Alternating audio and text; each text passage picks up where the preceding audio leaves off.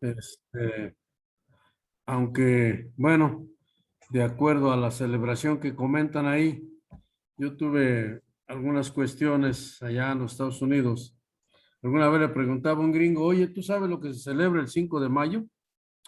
No, dice a mí eso que me interesa. Yo lo que quiero es que haya chupe, que haya baile. Está bien, a mí no me interesa eso. Aquí en Estados Unidos lo que queremos es divertirnos. El motivo que sea, cual sea, que nos dé felicidad, eso es lo que nosotros buscamos. Y a veces ese concepto nos impregna a los que vamos para allá y perdemos muchas de las veces la manecilla del reloj. Y es cuando empezamos a inventar cosas que no son y que no van. Pero bueno,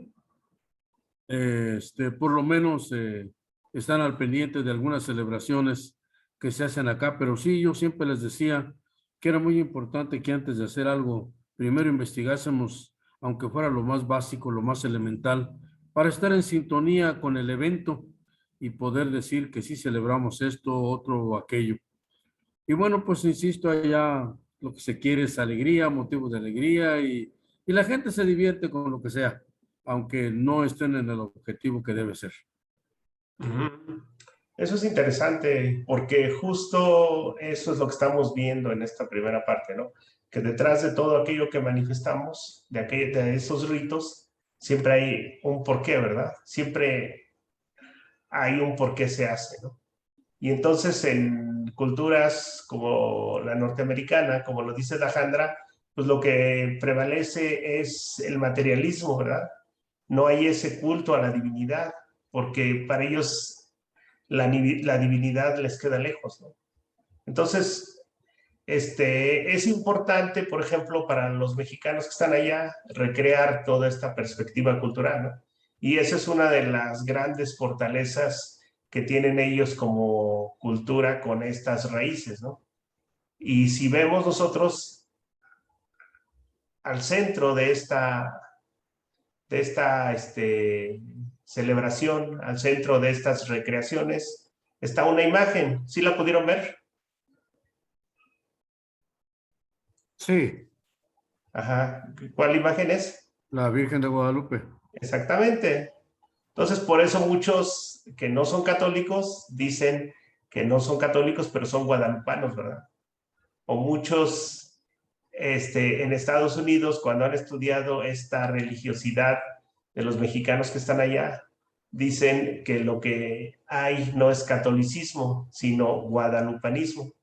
Y bueno, eso ya lo habían comentado un poco con Luis en sesiones anteriores, ¿verdad? Luis, ¿quieres comentar algo? Profe, compañeros, buenas tardes. Yo creo que analizando un poquito el video que nos compartió el profe, podemos como retomar muchos elementos, ¿no? Muchos elementos que están presentes. Muchos elementos como, primero, pues, nuestras fiestas, ¿no? Nuestras celebraciones. Y digo nuestras porque pues todos formamos parte de. Pero aquí les digo, lo interesante es cómo se llevan estas interpretaciones, estas manifestaciones culturales al extranjero y que de alguna manera ellos desde también entendámoslos desde su cosmovisión y percepción de las cosas, las reinterpretan, ¿sí? Las reinterpretan y las ponen ahí, las viven. Yo creo que esto es muy interesante, en primera, como movimiento social. Y como movimiento social también, la necesidad de esta gente que está allá de sentirse identificado con algo, ¿sí? Sentirse identificado en una tierra donde de alguna manera hay como núcleos. En Estados Unidos, pues, de alguna manera eso es más palpable, ¿no? Esos núcleos, ¿sí? Por ejemplo, el núcleo de los güeros, el núcleo de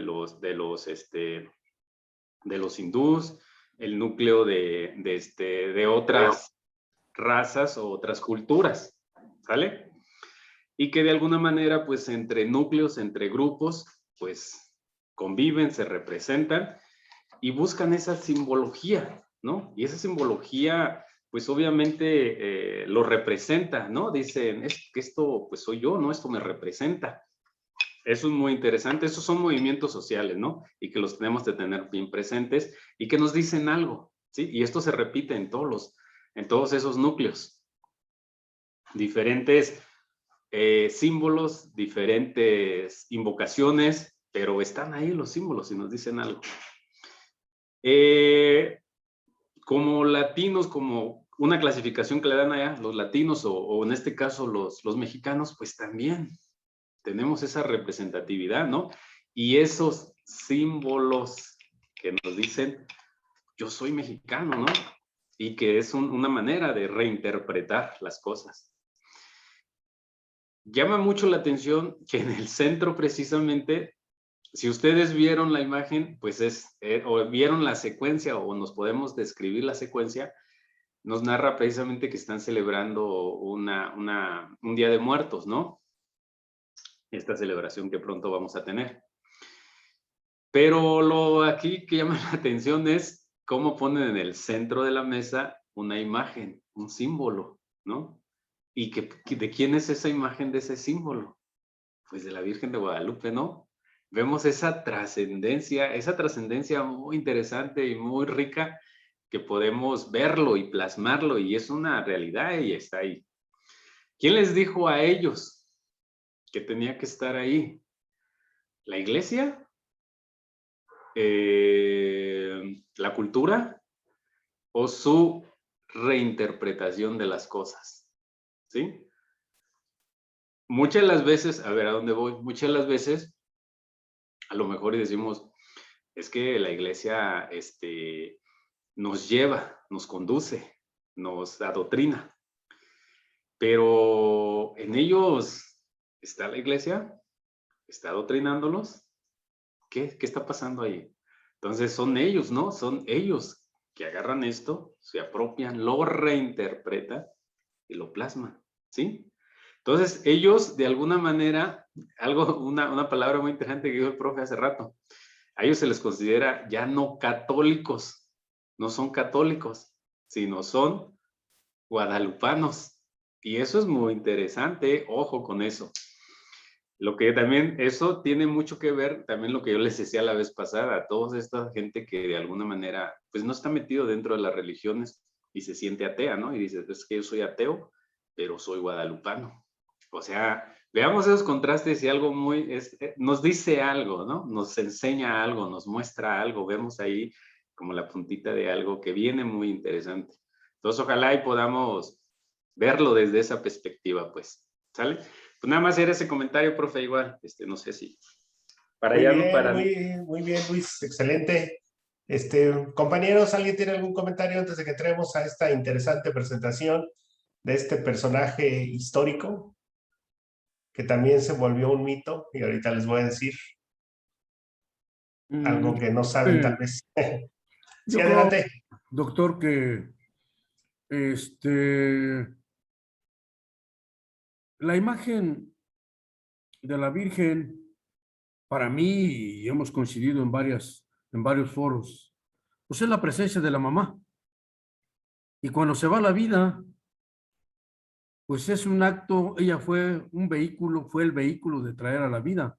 La madre sigue siendo ese vehículo, ese signo del origen de la vida terrenal.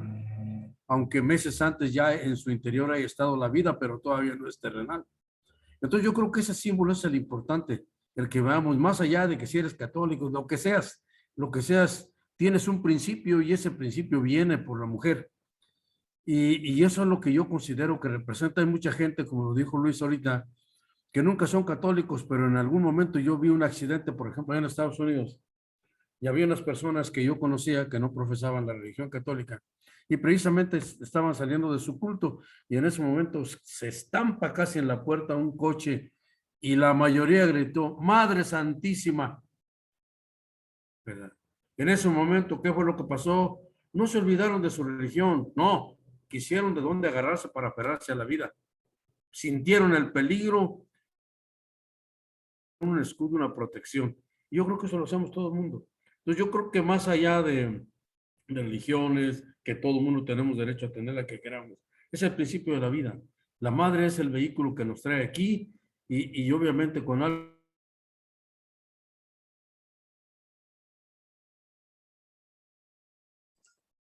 Híjole, creo que se le fue el sonido. ¿Sí me escuchó? Se perdió la última parte.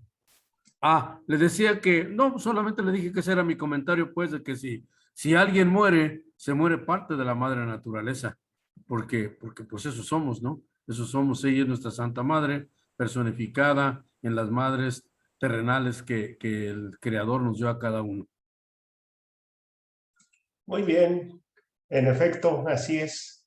Y recordemos que este principio nos viene porque somos culturas agrícolas y las culturas agrícolas son de diosas, son de madres, porque precisamente ahí está la vida, ¿verdad? Entonces, por eso hay esta importancia de estos símbolos que se pueden reinterpretar a lo largo de la historia de diferentes maneras, pero el principio está ahí. Esta concepción está ahí.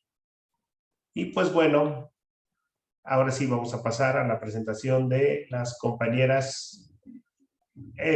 Adelante, ¿van a compartir alguna presentación? Creo que no hay problema para compartir pantalla, ¿verdad, Luis?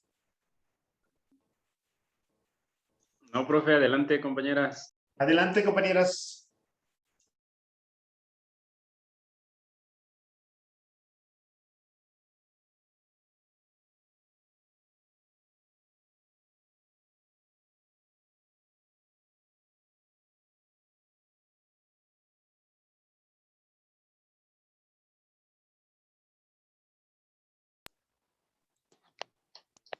Bueno, nosotros, lo que pasa es que no se escucha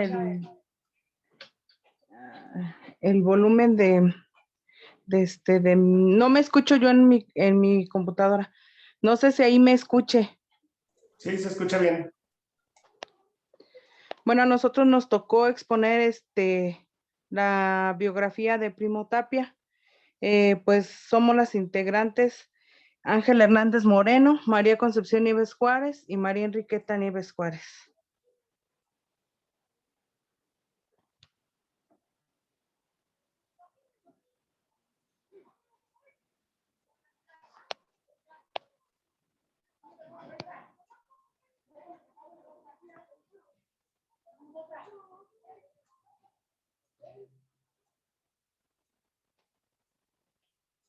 Ángela, ¿sí estás activa?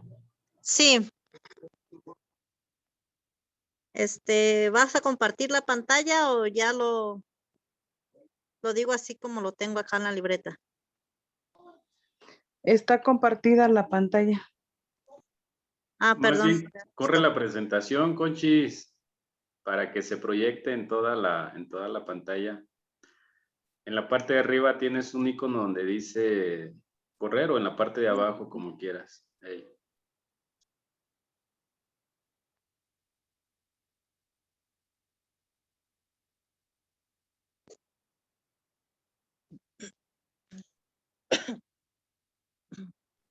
No, esto es nuevo para mí, no sé dónde. En la parte de abajo, Conchis, hay un icono igual que el que estabas presionando ahorita. En la parte de abajo. Parece una copita. Ándale. Parece una copita. Ahí darle. Ahí está. Gracias.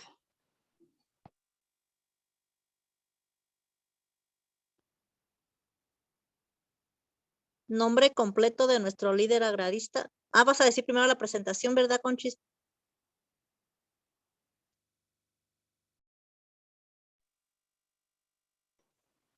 Ya la dije. Ah, perdón. Nombre completo de nuestro líder agrarista. Primo Tapia de la Cruz. Fecha de nacimiento, 9 de junio de 1885.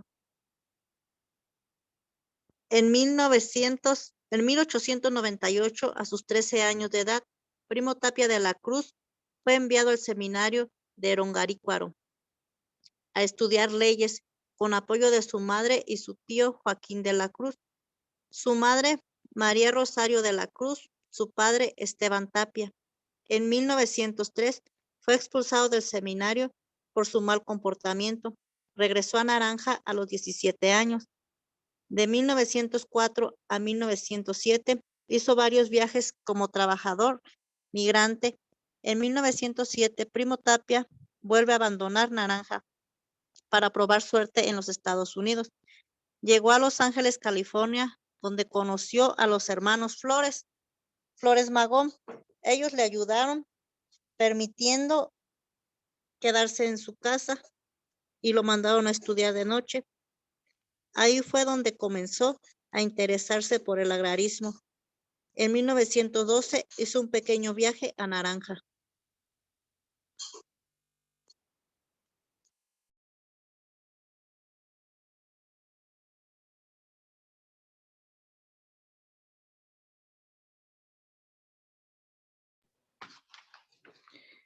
Bueno, nace un nuevo líder agrarista.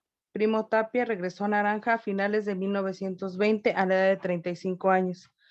Para entonces su experiencia política y capacidad de liderazgo estaban consolidadas. Él en Estados Unidos había aprendido, fue su periodo final de su formación política, la cual comenzó desde que él era un niño en Naranja. Su adolescencia en el seminario de Rongarícuaro, su época como trabajador temporal de las haciendas de Zacapu y finalmente la influencia ideológica que recibió en Los Ángeles a través de los anarquistas con los que se relacionó y con los que conjuntó una lealtad comunal, que eran unos códigos que él aprendió en la sociabilidad de su pueblo.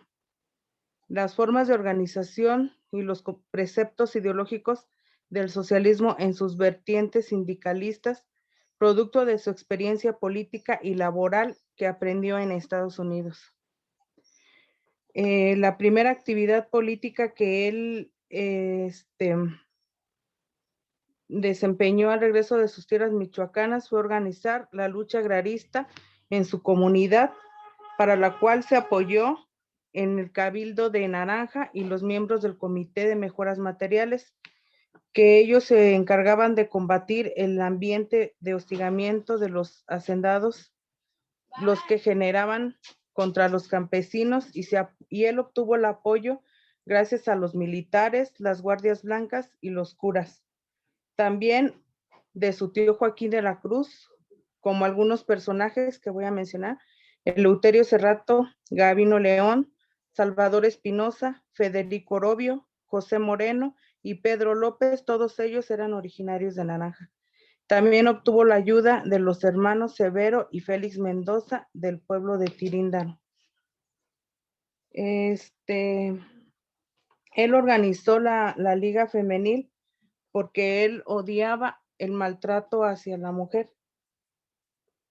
En 1920 creó una liga femenil en Naranja, la primera de muchas que se organizaron en el estado y que contribuirían a dignificar las condiciones de vida de las mujeres, a las que Tapia llamaba irónicamente las esclavas de los esclavos.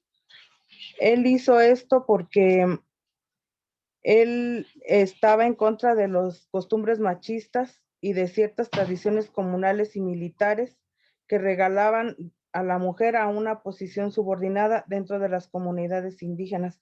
Por eso él se vio obligado a incorporar a las mujeres a la lucha agrarista y revolucionaria con la Liga Femenil. Él tenía como objetivo la lucha por la posesión colectiva de la tierra en formas de ejidos. En enero de 1921 se reunieron representantes de los pueblos de Naranja, Tarejero y Tiríndaro para para constituir el primer sindicato, que es el Sindicato de Comunidades Agrarias. Y los representantes nombraron a Primo Tapia como el líder de la nueva organización. Posteriormente, la Federación de Sindicatos y Obreros Campesinos lo nombrarían como el presidente a Primo Tapia, porque a él ya se le había convertido en un líder agrarista de importancia en Michoacán.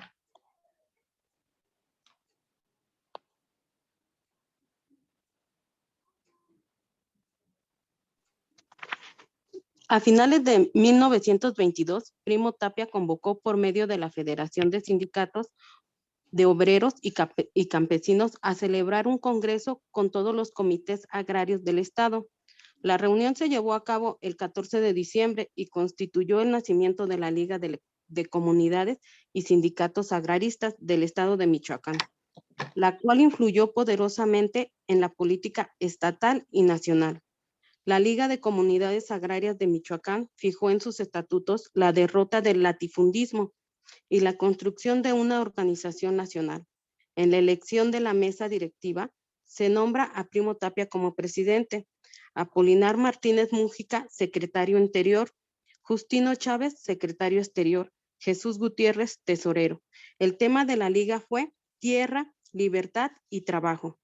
Fue la primera liga de las comunidades agrarias que se formó en el país. En mayo de 1923 se organizó en la Ciudad de México el primer Congreso Nacional Agrario, donde Primo Tapia encabezó la delegación de la Liga de Comunidades Agrarias de Michoacán. En esa reunión pudo entrar en contacto con dos líderes muy importantes del agrarismo a nivel nacional: Úrsulo Galván, presidente de la recién creada Liga de Comunidades Agrarias de Veracruz, y José Guadalupe Rodríguez Favela, dirigente de la Confederación de Obreros y Campesinos de Durango. Comenzaban a plantearse la posibilidad de crear una organización campesina que pudiera dirigir la lucha agraria a nivel nacional. En marzo de 1924, el Sindicato de Comunidades Agrarias de los pueblos de Naranja, Tiríndaro y Tarejero obtuvieron la posesión definitiva de sus ejidos. En Tiríndaro se le dotó con 798 hectáreas de ciénega expropiadas de las haciendas del Cortijo y de Cantabria. A Naranja se le dotó 716 hectáreas tomadas de las haciendas de Buenavista y Cantabria. Primo Tapia consideró uno de sus mayores éxitos de su lucha política: somos señores de terrenos. En octubre de 1921 fue la primera vez que Primo Tapia escapa del batallón de soldados. En enero de 1926, el gobernador de Michoacán lo detuvo por andar solventando el ánimo de los indios contra el gobierno actual, pero igualmente escapó de la detención.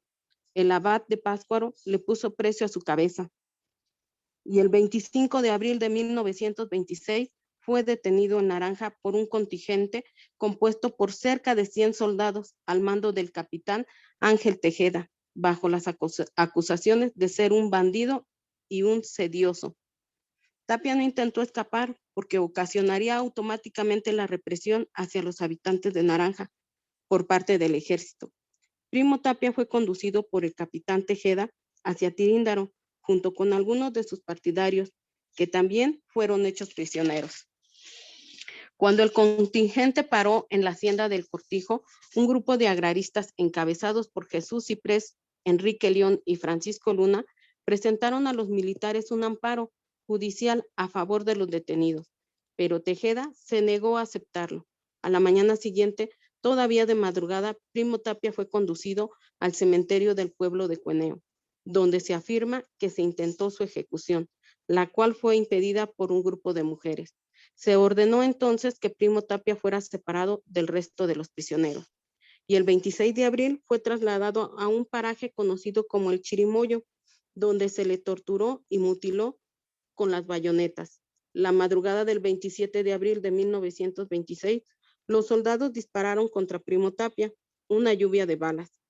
El asesinato de Primo Tapia debilitó la dirección política de la lucha agrarista en Michoacán. El movimiento agrarista no volvió a tener la misma fortaleza política después de su asesinato. Y lo que habían conseguido ya Úrsulo Galván y Guadalupe se deshizo a consecuencia de que él era el más fuerte, Primo Tapia. Y como dato extraordinario, la abuelita de mi esposo tiene 87 años. Ella me comentó platicando, ella me comentó que cuando a él lo mataron, ella era muy niña, que solamente se acuerda que el cuerpo de Primo Tapia lo fueron a traer al Chirimoyo y lo velaron en la escuela que nosotros le llamamos ahorita en la escuela vieja, que está al lado de la jefatura de tenencia. y está enterrado ahí donde está su monumento.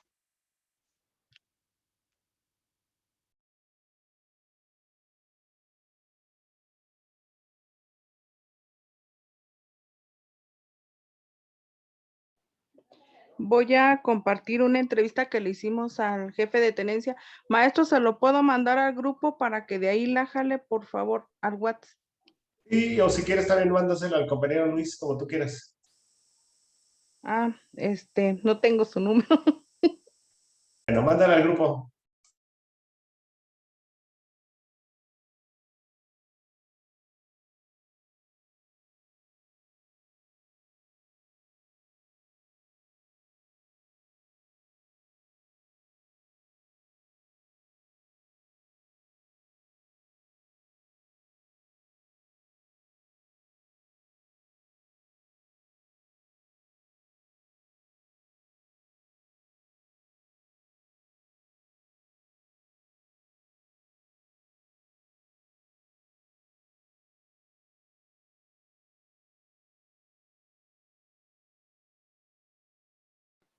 Ya está, maestro. Durante el resto de ese año de 1924 y parte de 1925, Primo Tapia viajó por todo Michoacán, así como por los estados vecinos de Jalisco, Puebla, San Luis Potosí y hasta Veracruz. Finalmente, los esfuerzos de Primo Tapia pues tuvieron resultados buenos en la búsqueda del reparto de las tierras de los pueblos purépechas, y en el año de 1925 se distribuyeron oficialmente y en definitiva 798 hectáreas para Tiríndaro, 630 para Tarijero y 716 para Naranja, lo que significó pues para los naranjeños volver a ser dueños y poseer y disfrutar de las tierras que eran suyas por herencia de sus antepasados ancestrales. Finalmente, el 26 de abril de 1926, Primo Tapia fue aprehendido por órdenes directas del presidente Plutarco Elías Calles, debido a la gran lucha social que él mantuvo por el agrarismo y la protección de los indígenas que él dignamente representó, y por su peligroso ejemplo que él aportó, pues lo torturaron, fue mutilado y la noche del día 26 al 27 de abril fue asesinado de un disparo en el corazón.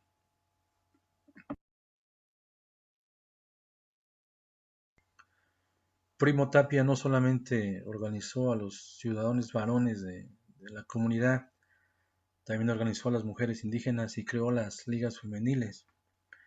En un principio, estas solamente eran integradas por sus tías y primas, pero para 1924 sus ligas femeniles comprendían ya en Naranja 70 mujeres, en Tiríndaro 96. Él, Primo Tapia, explicaba y le daba muchísima importancia a la participación de las mujeres en la lucha y creó cooperativas para su manutención económica. Esto generó que los grupos crecieran y se expandieran más allá de lo que era la zona de la Ciénega de Zacapu, Michoacán.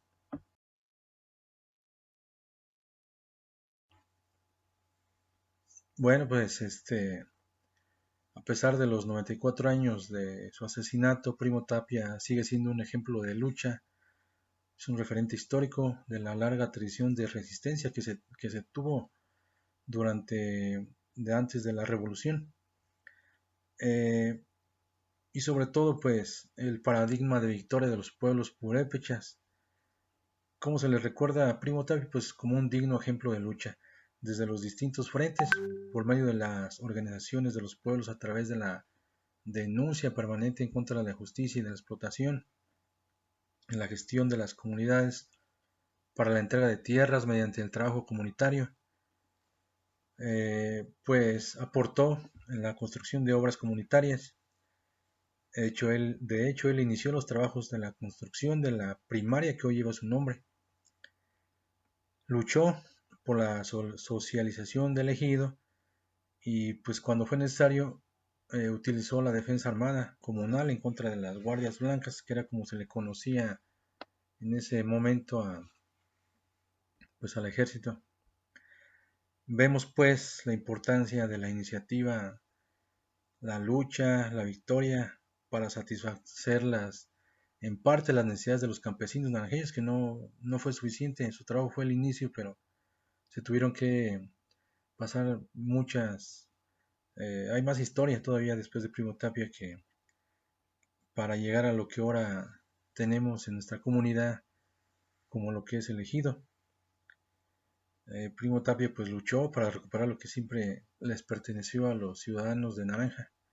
Sin embargo, pues hoy desgraciadamente vemos en nuestra comunidad que muchos de los ejidatarios, a lo mejor no los primeros, pero sí sus herederos han vendido sus tierras, las han enajenado, ya no las trabajan, y esto pues ha afectado en lo que es el sentido agrarista.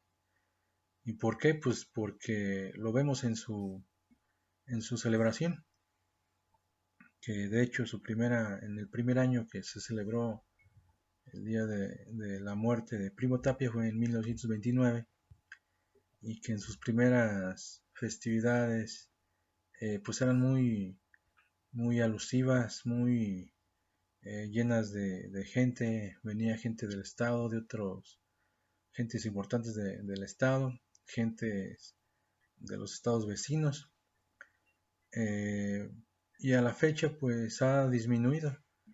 Todavía el año antepasado, previo a lo que es la pandemia, pues se realizó un acto mínimo. La gente que vino pues fue muy poca, aparte de que se politizó. Por ahí hay un partido que se lo toma como suyo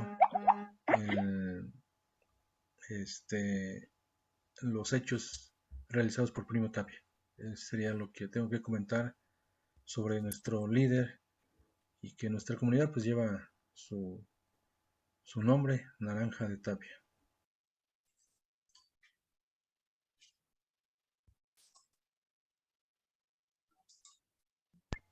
Durante el resto de ese año de 1924,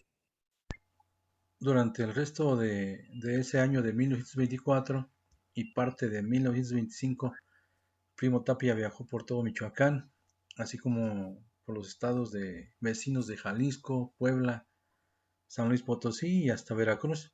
Finalmente, los esfuerzos de Primo Tapia pues tuvieron resultados buenos en la búsqueda del reparto de las tierras de los pueblos purépechas, y en el año de 1925 se distribuyeron oficialmente y en definitiva 798 hectáreas para Tiríndaro, 630 para Tarejero y 716 para Naranja, lo que significó pues para los naranjeños volver a ser dueños y poseer y disfrutar de las tierras que eran suyas por herencia de sus antepasados ancestrales. Finalmente, el 26 de abril de 1926, Primo Tapia fue aprehendido por órdenes directas del presidente Plutarco Elías Calles, debido a la gran lucha social que él mantuvo por el agrarismo y la protección de los indígenas que él dignamente representó, y por su peligroso ejemplo que él aportó, pues lo torturaron, fue mutilado, y la noche del día 26 al 27 de abril fue asesinado de un disparo en el corazón. Durante el resto de ese año de 1924 y parte de 1925, Primo Tapia viajó por todo Michoacán, así como... ¿Se pudo ver el video completo o faltó algo? Sí se vio todo completo, maestro. Muy bien, pues antes de que iniciemos el diálogo acerca de esta presentación, me gustaría compartirles este video. Dura alrededor de 20 minutos, quiero que le presten atención y vamos a entrar entonces al diálogo acerca de este personaje.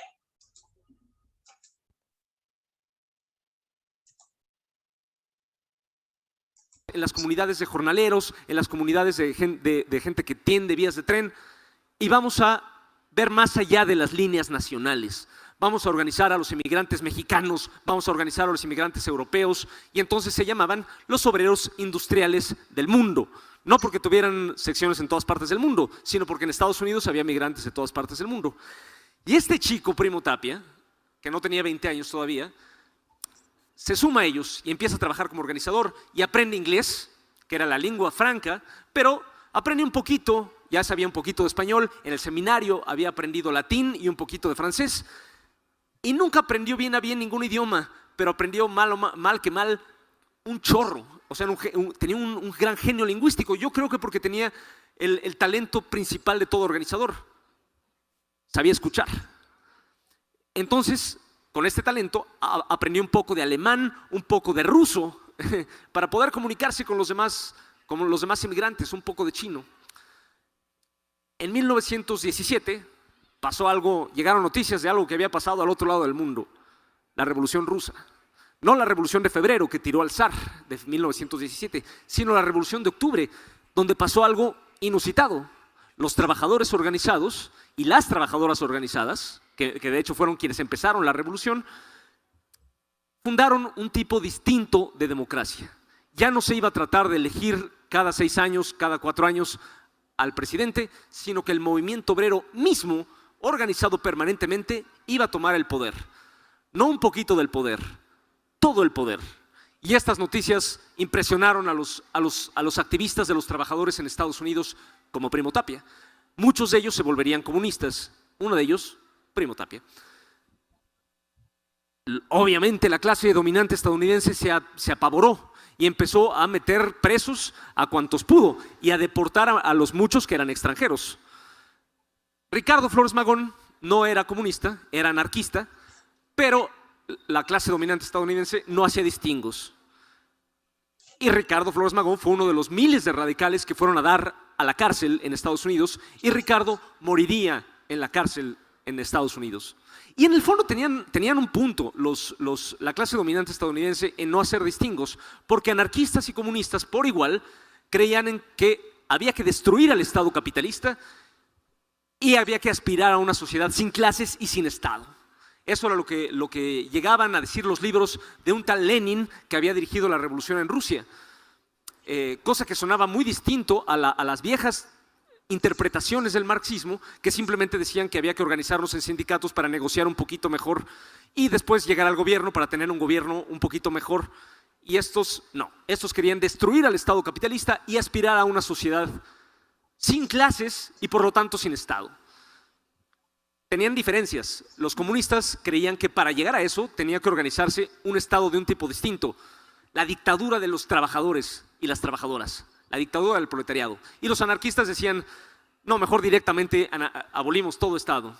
Pero bueno, realmente para lo que a la policía estadounidense le preocupaba, pues esas diferencias no tenían mayor importancia, ¿no? Lo que no querían era ver a los trabajadores organizados.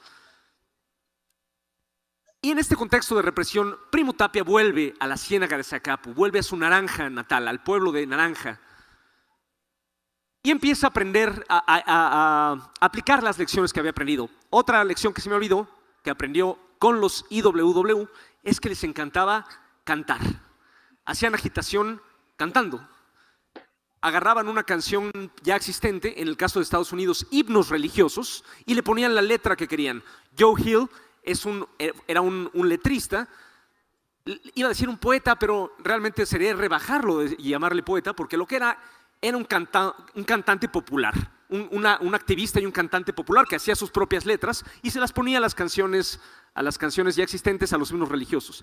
Y Primo, que hablaba español y purépecha, sabía tocar la guitarra y era muy carismático, y de vuelta en Naranja empieza a aplicar las lecciones que sabe. Uno, organizar a las mujeres ante todo, y organiza ligas especialmente femeninas, también porque sabía que si no hacía específicamente trabajo con las mujeres, los hombres se iban a agandallar los puestos de mando. Entonces empieza a organizar ligas específicamente femeninas. Las puertas del mundo se están abriendo. Es hora de despegar. Y a organizar a los jornaleros de Naranja, su propio pueblo, Tiríndaro y Terjero, para que lucharan contra la hacienda de Zacapu, y no solo como para recuperar su tierra. Ya habían desecado la ciénaga, entonces volver a las condiciones anteriores ya no era realmente posible, sino para colectivizar la tierra y para tener sindicatos de jornaleros. En esto ya había sido la Revolución Mexicana, teníamos una constitución poca madre que decía que la tierra es de todos y cosas muy bonitas, que había derecho a la educación y derecho al trabajo. No, increíble, buenísima cosa, no más que nada era verdad. Nada de esto se aplicaba en esa época, y los campesinos sabían que para que se aplicara, tenían que aplicarlo ellos mismos. Para hacer real el artículo 27, por ejemplo, tenían que tomar la tierra. Como los obreros sabían que para hacer real el artículo 123, tenían que organizarse e imponerle a la patronal los derechos que la Constitución supuestamente garantiza. No garantiza, más bien permite. Las leyes permiten a la gente conquistar sus derechos. Por desgracia no garantizan nada. Entonces, en esta época postrevolucionaria, llega a Michoacán un general muy valiente, muy progresista, que había sido constituyente de la Constitución, llamado Francisco J. Múgica. Francisco J. Múgica, que tenía ideas socialistas avanzadas, es electo gobernador de Michoacán, en una época en que precisamente los hacendados de la hacienda de Cantabria habían ya capturado a Primo Tapia y lo querían fusilar. Y Múgica se da cuenta de que tiene que hacer una base de apoyo propia y media para que liberen a Primo Tapia, y lo invita a la capital del estado, a Morelia, donde le da un puesto en un rastro municipal. A diferencia de Carrillo Puerto, Primo Tapia nunca fue diputado, gobernador, no, trabajaba en un rastro. Cuando tenía el favor, en el breve tiempo que tuvo el favor del gobernador, trabajó en un rastro. Pero esto era para él bastante favor, porque aprovechando pudo seguir su trabajo organizativo ya no solo en la ciénaga de Zacapu, sino en todo el estado. Y ahí colaboró con una mujer que yo la verdad creo que merece no un librito así, sino un librazo, y de hecho hay algunos libros sobre ella, que se llamó La Cuca García, María del Refugio, alias La Cuca García, una maestra que había pasado ya por el Partido Comunista en la Ciudad de México, volvió a Michoacán y con Primo Tapia y otros empezaron a organizar. No era el único líder agrario. En Veracruz existía un hombre llamado Úrsulo Galván, que también estaba organizando campesinos por la misma época, pero había diferencias entre ellos. Los dos simpatizaban con el Partido Comunista y con el ejemplo de la Revolución Rusa, pero había diferencias entre ellos. Úrsulo Galván trabajaba en alianza con el gobernador de Veracruz, que se llamaba Adalberto Tejeda. Era una época en que muchos políticos del partido oficial se decían socialistas y querían construir una base de masas propias. Uno de ellos era Adalberto Tejeda, que decía, bueno, pues a todo dar, trabajamos con estos organizadores, y Adalberto Tejeda financió y protegió la Liga de Comunidades Agrarias de Veracruz. Pero en Michoacán, Múgica, que había sido el protector de Tapia, pronto empezó a molestar demasiado a los terratenientes y a los curas del estado, y el presidente Obregón, que en esa época ponía y quitaba gobernadores como si fuera la ropa que llevaba puesta, quitó a Múgica, lo obligó a renunciar y puso un tal Sirdonio Sánchez Pineda, cuyo nombre no nos suena de nada porque no pasó a la historia como un reformador de México, a diferencia de Múgica, porque de hecho era un enemigo mortal del movimiento agrarista. Entonces Primo Tapia tuvo que desarrollar su movimiento no con el apoyo del gobierno, sino a contrapelo. No les voy a contar con detalle, les estoy contando quizá con demasiado detalle, pero solo tengo media hora, y es una vida llena de aventuras. No sé si el libro que estamos presentando, si lo compran, se ahorraron, y si tienen un salario privilegiado en México, podrán comprarlo porque vale 17 pesos. Está en Vientos del Pueblo, tiene ilustraciones de rapé. Lo que sí quiero decirles es la necesidad de una dirección política propia del movimiento social. En 1924, me voy a saltar la rebelión de la Huertista a la que Armando acaba de hacer referencia porque fue la que acabó con la vida de Carrillo Puerto. Bueno, no me la voy a saltar porque es muy importante, solo quiero decir que Carrillo Puerto, en vez de tomar partido con la insurrección de la Huertista o con el gobierno, engañó a los dos bandos, porque eran dos bandos de generales que se alzaron, y a los dos les fue a decir, si me dan armas, yo voy a atacar a los otros. Y en cierto modo era verdad, porque le dieron armas, los dos bandos le dieron armas, y con las armas lo que hizo Primo Tapia fue armar a su pueblo y tomar la hacienda de Cantabria.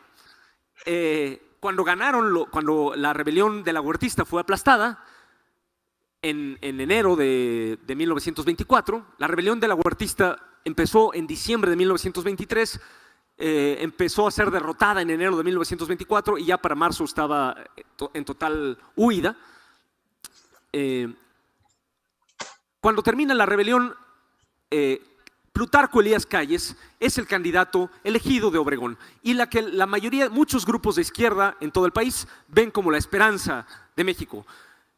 Felipe Carrillo Puerto y el Partido Socialista, Felipe Carrillo Puerto murió en la rebelión de la Huertista en diciembre de 1923, pero su partido, el Partido Socialista del Sureste, es uno de los que apoya a Calles. El Partido Laborista de la CROM apoya a Calles. El Partido Comunista de México apoya a Calles. Para entonces la Internacional Comunista, ya había muerto Lenin, empieza a tener confusiones sobre su línea y con el conque del Frente Único Antiimperialista recomienda a los comunistas mexicanos que voten por Calles. Y en efecto, en 1924, todos estos grupos de izquierda votan por Calles y consideran que ya llegamos, nuestro amigo está en el poder. Y esto lo digo por la lección que esto implica, tiene que ver con la vida y con la muerte de Primo Tapia. Las mismas contradicciones sociales que llevaron a Primo Tapia a levantarse no se solucionaron porque un amigo de nuestro movimiento llegara a la presidencia. El capitalismo mexicano siguió existiendo y siguió produciendo estas contradicciones y el jefe del Estado capitalista mexicano, Plutarco Elías Calles, no podía permitir que hubieran gente como Primo Tapia, al que él llamaba un bandido, que no nos defendió durante la rebelión de la Huertista, es más, nos engañó, le dimos armas y con ellas fue a expropiar una hacienda. Calles nunca perdonó a Primo Tapia y dio órdenes primero de que lo arrestaran, pero llegaban los soldados a arrestar a Primo Tapia. La primera vez no lo encontraron porque Tapia tenía ojos y oídos en todas partes, entonces se enteró de que venían por él y desapareció. Los soldados, al no encontrarlo, se desquitaron con los hombres y las mujeres del ejido, colgaron a dos campesinos, violaron a varias mujeres. Entonces la siguiente vez que fueron por Primo Tapia, Primo dijo, yo no puedo huir mientras mi gente sufre las consecuencias, y fue arrestado. Pero para entonces Primo tenía amigos letrados, amigos abogados, y presentaron un amparo para que lo liberaran, y se les escapó de las manos por segunda vez en los breves años que siguieron al ascenso al gobierno de Calles, se les escapó de las manos. Pero la tercera vez, en abril de 1926, o sea, había pasado un año y pocos meses del ascenso de Calles al poder, el mismo Calles por el que había votado el Partido Comunista, al que pertenecía Primo Tapia, al que el Partido Comunista había llamado amigo de los trabajadores en su periódico El Machete, mandó detener a Primo Tapia y ejecutarlo. Entonces, una contingente de soldados entró en Naranja, arrestó a Primo Tapia. Cuando los abogados se presentaron con amparos, los soldados dijeron, me vale porque tenemos órdenes superiores. Pero entonces se juntó la gente. La gente se enteró de que venían por Primo y en el propio ejido de Naranja se empezaron a juntar, especialmente las mujeres otra vez. Entonces el ejército, el regimiento del ejército que venía por él tuvo que separarse. El grueso se quedó a reprimir a las mujeres y otra parte se fue a la ciudad, a otro pueblo, Coeneo, donde querían fusilar a Primo en el panteón de Coeneo. Pero en Coeneo también Primo tenía amigos y la gente se empezó a juntar para impedir que mataran a Primo Tapia. Pero una vez más entonces el batallón se dividió, la mayoría se quedaron conteniendo a la población y el capitán con 2 o 3 soldados se llevaron a Primo a la sierra por un rumbo que se llama el Chirimoyo. y lo torturaron durante toda la noche hasta que lo dejaron hecho pedazos, hasta que lo despedazaron. Y así terminó la vida del gran organizador agrario Primo Tapia. Sus lecciones, ¿no? El que haya hecho, era uno de los pocos luchadores sociales de aquella época, por cierto, junto con Carrillo Puerto, que hacía propaganda, por desgracia no escrita, pero sí oral, en purépecha y en castellano. Era uno de los que, igual que Carrillo Puerto, vio el potencial indispensable de las mujeres. Pero a diferencia de Carrillo Puerto, él siempre se mantuvo independiente, no solo a nivel movimiento social, sino incluso a nivel político, siempre se mantuvo independiente de las tentaciones del poder, ¿no? Quizá le tocó, quizá tuvo la mala suerte de que su amigo Mújica no siguió en el gobierno de Michoacán, pero el hecho es que hizo su movimiento en contra, a contrapelo del poder capitalista, y entonces creo que está llena de ejemplos su vida. Lo que he hecho con este librito es, la historia de este librito es que yo soy poeta y Paco Taibo me invitó a leer un poema a su programa de Desde el Fondo, y yo elegí leer un poema que había escrito sobre Primo Tapia, y me dijo, oye, chido, vamos a publicarlo. Y yo le dije, perfecto, vamos a publicarlo con el resto de mis poemas. Y él me dijo, no, mejor con una biografía de Primo Tapia. Y dicho y hecho, porque yo también hago biografías, hago historiografía y divulgación histórica de personajes de la historia, escribí una biografía que acompaña al poema que conforman este libro. Por lo tanto, tiene dos géneros, ¿no? Es un poema y es una biografía, pero tiene tres géneros. El tercero no lo hice yo, lo hizo el monero Rapé, que ustedes habrán visto en El Chamuco, en televisión El Chamuco, que hizo la parte buena del libro, o sea, los monitos, las ilustraciones. Entonces, bueno, tengo 2 minutitos más y les quiero leer el poema que se llama, bueno, como el libro se llama Romance y Vida, el poema se llama Romance. Naranja es un nombre dulce para un poblado pequeño. Naranja el sol y la tela de las banderas al viento, cuando empieza a desteñirlas un sol naranja y ajeno. Ayer bajé por Naranja, Tiríndaro y Terejero, y llegué hasta Chirimoyo por el rumbo de Cueneo. Bajé hasta la Tierra Negra como baja el aguacero, como bajó Primo Tapia de la Cruz al cementerio. Ayer una gota de agua fue a posarse en mi sombrero y brilló como un diamante para secarse al momento. Y hoy vi a otra gota caer con otras gotas del cielo y hacer carcajearse al campo que ayer estaba tan serio. Carcajadas de naranja en los campos de Cueneo que con picor de cilantro rejuvenecen los cerros. Ayer vi a 10 en la celda hecha para un solo preso, con el miedo en cada cual y cada cual con su miedo. Pero hoy, compartiendo el rancho, los vi triunfar de su encierro, cantándose unos a otros tonadas de jornaleros. Ayer pasé por Zacapu y vi a una mujer tejiendo en su telar de cintura hilos azules y negros. Y vi a una mujer quebrarse para cumplir con su adeudo en los surcos del tejido como hilo frágil y tierno. Y después vi a 100 mujeres plantarle cara al invierno, tejiéndose unas a otras como el rebozo más recio. Ayer vi una pobre abeja en el hocico de un perro y hoy vi al perro en un enjambre que se lo tragaba entero. Ayer bajé por Naranja, Tiríndaro y Terejero, donde se murió una abeja y reencarnó en regimiento. Solo el solemne abejorro vuelve a su discurso eterno y halla en la oquedad del guaje sitio de hacerse pendejo. Cuando el primer campesino se enfrentó al encomendero, hizo desplegar las alas al sopilote del miedo. Y el miedo dejó el jacal y el campo de laboreo y entró en la comisaría y los trojes de los dueños. La voz de las bayonetas silenció al primer blasfemo y ahogó su voz con la sangre en la fiesta del acero. Pero si él habló por todos, rodeado de su silencio, todos los que sobreviven hoy hablan por el primero. Si los curas ya compraron latifundios en el cielo, díganle a José Cardel que me espera en el infierno y a Guadalupe Rodríguez, el aracrán durangueño, que habremos de tomar juntos las haciendas del subsuelo. Ayer bajé por Naranja, Tiríndaro y Terejero y a nadie vi en el camino de Chirimoyo a Cueneo. Pero hoy 200 mujeres manchan formando un cortejo y llevan sus 30 igual que a niños de pecho. Ya florece el cempasúchil en el panteón de Cueneo, convidando a su banquete generaciones de muertos. Ya tira la enredadera la tapia del cementerio, pero él recuerda la tapia que vino Primo primero. Naranja es un nombre dulce para un poblado pequeño. Quien sepa de Primo Tapia captará a qué me refiero.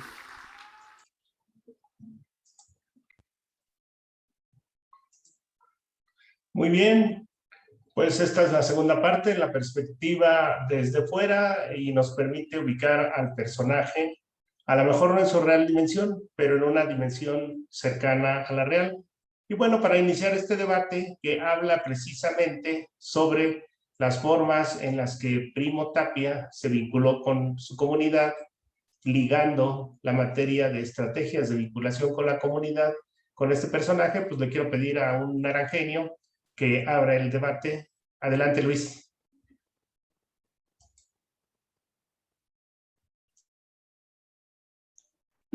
Buenas tardes a todos, compañeros.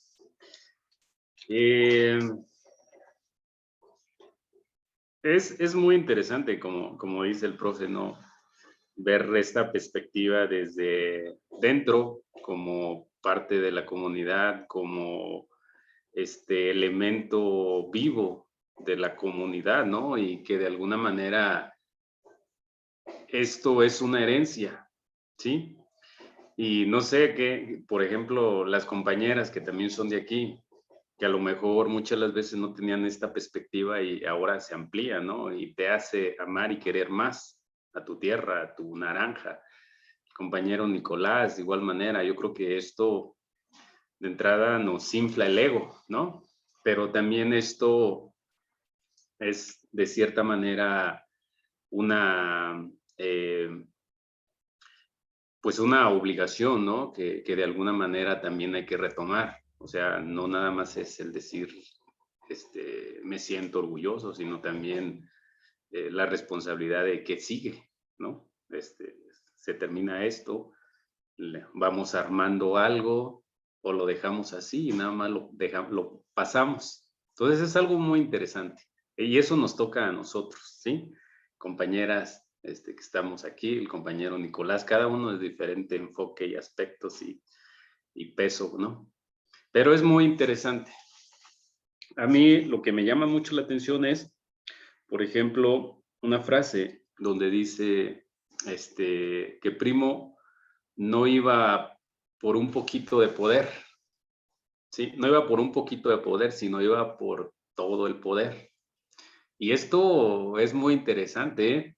Por eso precisamente desde las izquierdas, desde esta visión que normalmente se tiene, pues entendamos que también dentro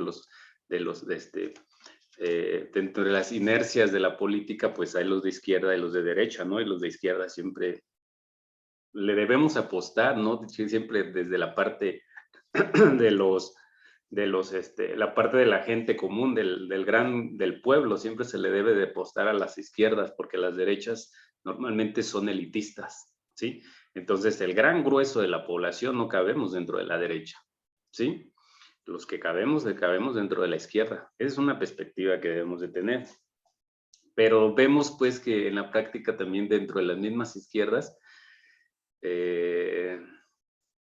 se configuran de diferente manera y desde las izquierdas matan o hay la orden directo de eliminar a Primo por esta revolución que se estaba dando, por esta convención que estaban queriendo armar, que iba a concentrar a todo un país en un solo núcleo, pues en una sola representatividad. Al norte pues tenían a Guadalupe, al sur estaba Úrsulo y al centro estaba Primo. Entonces es muy interesante todo esto y muy enriquecedor y ver la trascendencia que tenía este personaje. Pues no sé, yo más bien, compañera, no sé si veamos esta imagen de Primo, si compartan conmigo esta imagen de Primo, desde primero te eleva el ego, pero también eso cabe en una responsabilidad. No sé, Nicolás.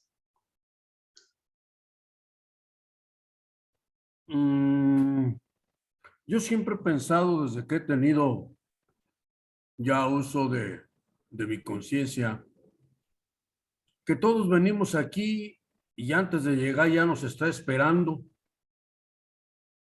el camino que vamos a seguir en esta vida terrenal. Primo Tapia fue un hombre lleno de sabiduría, de inteligencia, pero sobre todo de valor. Porque si nos ubicamos en el tiempo que él vivió, era muy difícil lo que Primo Tapia hizo. Tan difícil que fue irrepetible. Primo Tapia tenía una inteligencia muy grande y tuvieron que ver algunos factores familiares, especialmente el licenciado Joaquín de la Cruz, hermano de su madre, era primo del general Francisco J. Mújica.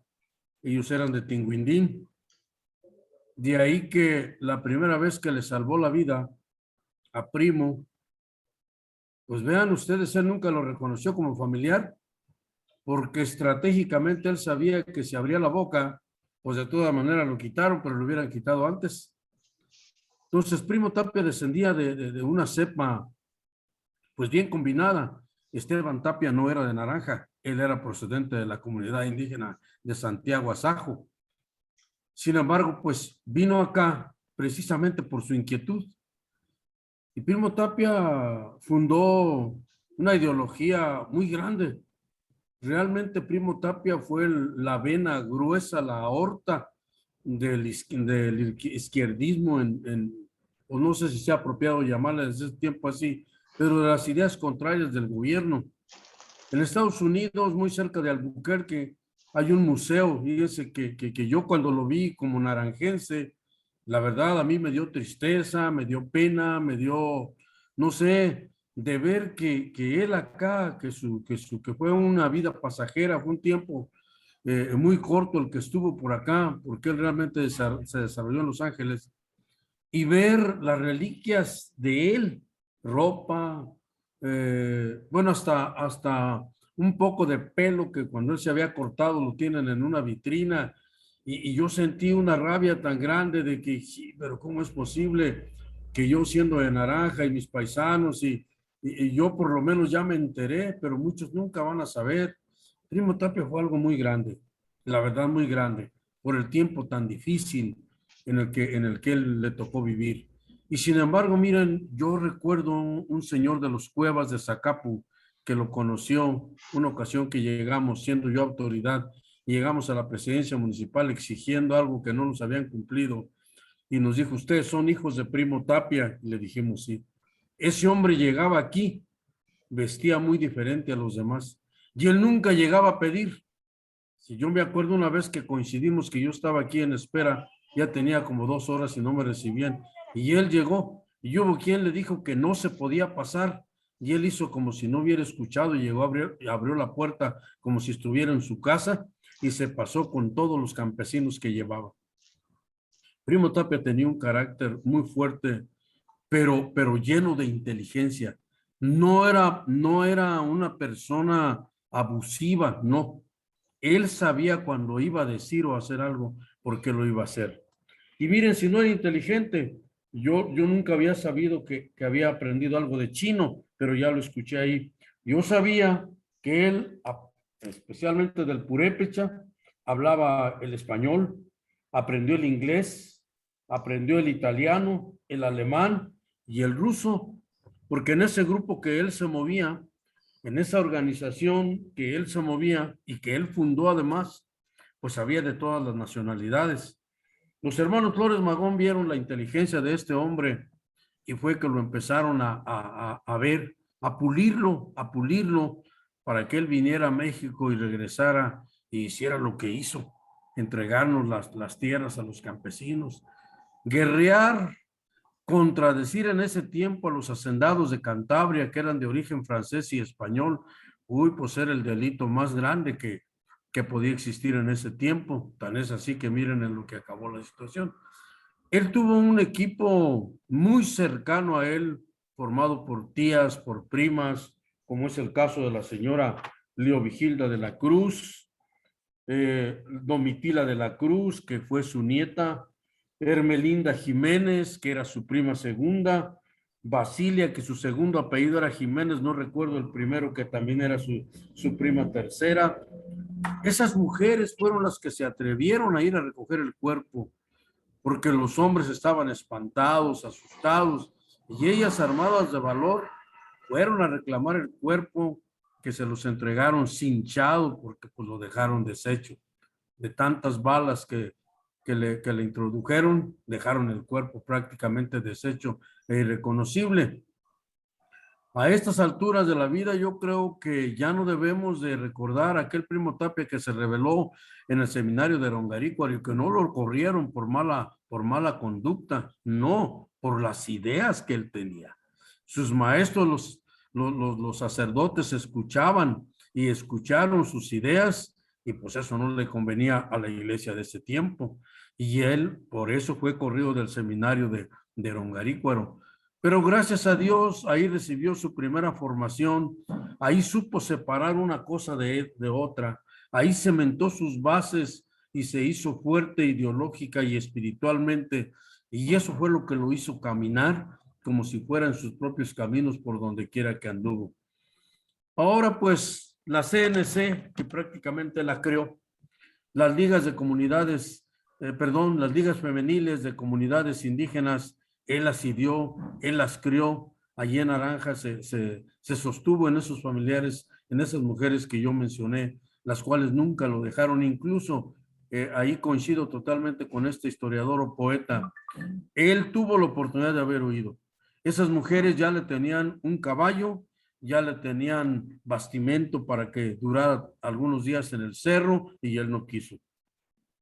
Le lloraron, le rogaron que se fuera, que muerto no iba a servir de mucho, y él dijo no, yo no tengo por qué rehuir a las palabras que yo he dicho, porque si yo me voy, todo lo que he dicho va a ser una falsedad, y yo necesito hacerle frente a lo que yo mismo he dicho, me tengo que reencontrar conmigo mismo, y si eso es la muerte, pues eso que sea. Yo platicaba mucho, le decíamos la tía Tila, su nieta, y ella me llegó a enseñar muchos manuscritos que le dejó su abuelo, Primo Tapia. Y ella me platicaba una serie de anécdotas. Por ejemplo, se me grabó mucho que él, cuando iba a visitar a don Joaquín de la Cruz, su tío abuelo, dice, me platicaba mi madre que él se quedaba y hacía todos los ademanes del licenciado Joaquín de la Cruz, movía las manos como él, trataba de mover la boca como él. Dice que el licenciado se tentaba mucho los bigotes y Primo Tapia, pues sin bigotes, niño, hacía lo mismo. Es decir, era un tipo muy inteligente, muy inteligente. Y yo lo creo totalmente porque miren a qué edad empezó. ¿A qué edad empezó él cuando todavía a lo mejor, pues si no dijéramos que habría que jugar con carritos, pero bueno, pues otros entretenimientos muy propios de su edad, y eso todo, esa parte, ese proceso, esa parte de su vida, la brincó, la saltó, y muy joven empezó pues a diseminar sus ideas que crecieron grandemente. Yo estaba muy pequeño cuando recuerdo las últimas venidas del general Lázaro Cárdenas del Río. Él llegaba a una casa, no sé si te acuerdas, Luis, ahí donde vivía don Liborio Mata. Ahí tenía él una mujer con la cual tuvo un hijo que estaba parecidísimo completamente, ni Cuauhtémoc, ni los nietos, nadie. Yo no sé qué sería esa familia, pero él siempre llegaba ahí y yo en esa ocasión vi muchísima gente, y me acerqué a ver qué era y bueno, pues bien me acuerdo del general porque era inconfundible y tenía tomada de los hombros a esa mujer, ¿verdad? Y por la gente llegaba, algunos le besaban la mano, algunos se hincaban porque el general pues era muy respetado, muy querido. Entonces Naranja tiene toda esa trascendencia que lamentablemente la hemos desgastado en castillitos, en tiritos que no tienen sentido, que no llevan a ningún lado. Ojalá que algún día pudiéramos hacer un grupo para dar a conocer todo esto y por qué no pensar en nosotros hacer un libro, no pensando en venderlo, a lo mejor no un libro, a lo mejor una serie de apuntes, a lo mejor una carpeta con 5 o 6 hojas, donde retomemos y hagamos que todos los naranjenses retomen el principio de su historia de Primo Tapia. Es tal vez por eso ahora los ejidatarios ya no limpian sus vallados y se quejan cuando se les enlaguna la parcela, ya no hacen nada por aquello que soñó y murió Primo Tapia. A lo mejor hace falta renovar algunas cuestiones como esta y es penoso que nosotros de alguna forma ya no supimos de este poeta. Yo tengo un libro de Apolinar Martínez Mújica, que fue su biógrafo. Él fue el que escribió la primera biografía, él era inseparable de Primo Tapia, por eso acordamos ponerle así a la biblioteca de Naranja ese nombre en honor al biógrafo de Primo Tapia de la Cruz. Pues ojalá que algún día nos animemos nosotros que estamos en esta universidad a hacer un trabajo para volver a reinyectar la presencia de este gran hombre que, como tú dijiste, nos debe llenar de orgullo, pero nos debe llenar más que de orgullo, de responsabilidad, de secundarlo en algunas acciones que se puedan y que todo lo que él hizo no haya sido inútil. Gracias. Gracias, compañero. No sé si quieren hacer algún comentario, Conchis, Ángela, Queta.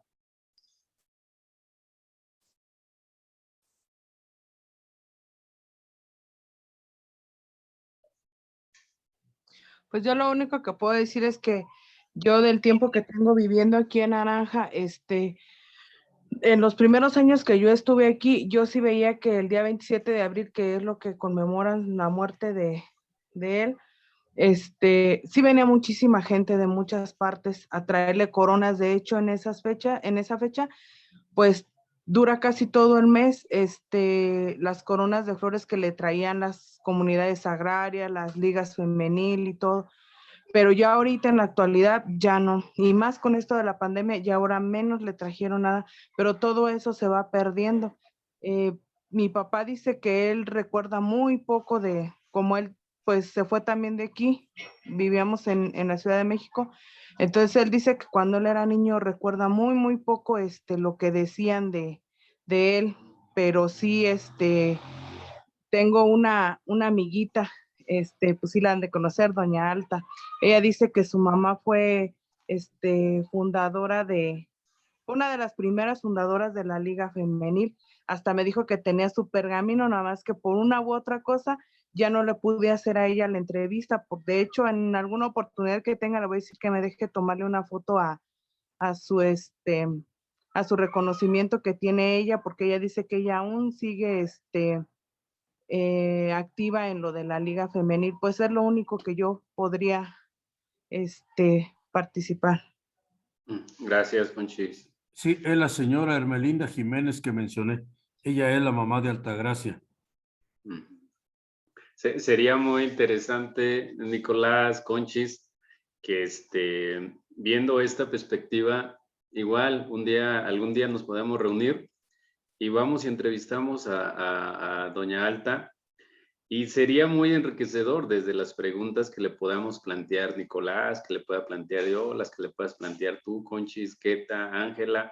Entonces sería muy interesante. No sé qué les parezca, igual lo podemos madurar en otra ocasión y empezar esto que está diciendo Nicolás, ¿no, Nico?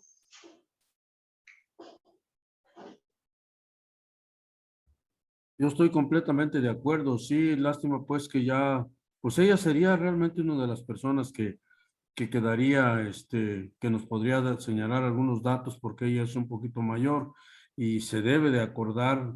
Y yo recuerdo bien que su mamá pues era muy activa junto con la mamá de Leopoldo Hernández, que fue la señora Leovigilda de la Cruz, la señora Basilia y pues la nieta que pues también ya falleció, en Tila, pero a mí me gustaba mucho platicar con la tía Tila porque ella nos platicaba muchas historias. Y el día que gusten, como tú dices, nos ponemos de acuerdo y, ¿por qué no? Nos tomamos una canelita y platicamos. Dale. Entonces, eso que queda pendiente. Conchis, ¿cómo ves? Ángela. Sí, está muy bien, ella sí está en la mayor disposición.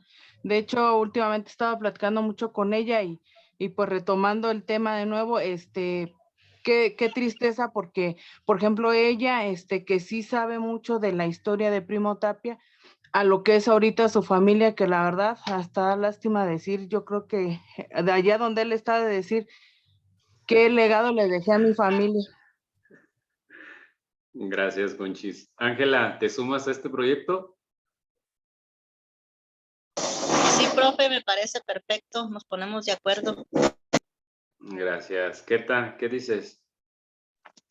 Sí, sobre todo a mí me interesaría mucho conocer la descendencia de Primo Tapia. Estoy con eso de que quién en la actualidad sigue siendo pariente de Primo Tapia. Sí, me sumo a eso. Incluso, no sé, profe, si me equivoco, me corrige. Esto les daría tema a ustedes hasta para titularse, compañeros, ¿eh? Es un tema muy interesante que esto puede arrojar o podemos llegar a la conclusión de una tesis y les puede dar tema, para titularse. Estamos iniciando y tienen 4 años para madurar esto y dejarlo y hacer algo muy, muy padre. No sé, profe, si me equivoqué. Sí, podría ser una tesis colectiva y yo creo que el tema da para mucho, pero sobre todo yo creo que, hablando de lo que decías tú hace rato, es un personaje que los debe enorgullecer, pero también los debe comprometer, ¿no? Y en ese compromiso, pues yo creo que se encuentra precisamente reivindicar su legado, ¿no? Como un personaje de naranja, pero también un personaje universal, ¿no? Ya vimos que tuvo varias facetas y en esas facetas pues tocó diferentes temas y se vinculó con distintos actores sociales, ¿no? Entonces yo creo que eso es una de las vetas que ustedes pueden explorar porque ha sido muy visto, pero de esta parte como internacionalista, como líder agrario, como otras cosas, ¿no? Pero la comunidad de naranja yo creo que sería lo interesante. ¿Cómo lo ven, no? Para ellos, ¿qué representa, no? ¿Quién es este personaje? Yo creo que ese sería como el punto de partida y empata muy bien con esta perspectiva que tenemos de educar desde lo que somos nosotros como pueblo, ¿no? Desde la raíz. Ese sería mi comentario. Sí, obviamente sería un trabajo muy extenso, muy rico, que tendríamos que, si así lo quieren las compañeras, ojo, Conchis, Keta, compañero Nicolás, compañera Ángela, ver desde sus inicios, ¿no? Como ahorita lo plantearon en la presentación. O sea, todo lo que influyó en Primo Tapia, todos sus antecesores, o sea, qué fue lo que alimentó la intelectualidad de Primo Tapia para redireccionarlo o direccionarlo hacia un objetivo. Eso es todo un contenido enorme, ¿eh? Desde dónde viene, cómo interviene su tío, ¿no? Joaquín de la Cruz, qué relación tenían, de alguna manera las otras relaciones que tenían con la sierra, con Ahuatzen, con todas estas partes, ¿no? Que por ahí hay mucho que escarbar.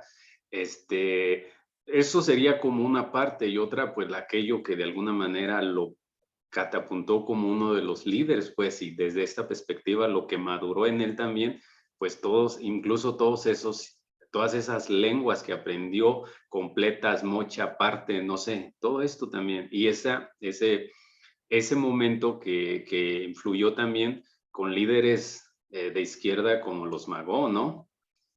Y que se reencuentra otra vez con Mújica en el Estado. Y que también Mújica, pues también la perspectiva que él traía, y también desde un enfoque internacional que estaba pasando en el mundo, ¿no? Entonces, todo eso, de alguna manera visto y también hasta incluso contado por gente de aquí. Después de su muerte, lo que heredó, ¿sí?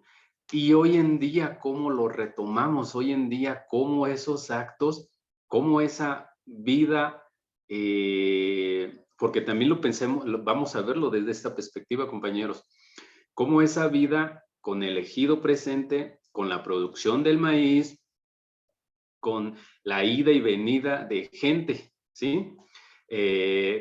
cómo esas dinámicas, cómo se ha movido Naranja, pues, en todo esto, ¿sí? Y que también eso ha orillado a que hoy tengamos a lo mejor una perspectiva diferente, ¿sí? Que nosotros lo veamos de esta manera. Entonces, abarcaríamos todo eso y que sería muy interesante y que sería un legado que ustedes darían a la comunidad, ¿sí? Un legado, una tesis, un ensayo, o como dice el profe, unas hojas ahí, hombre.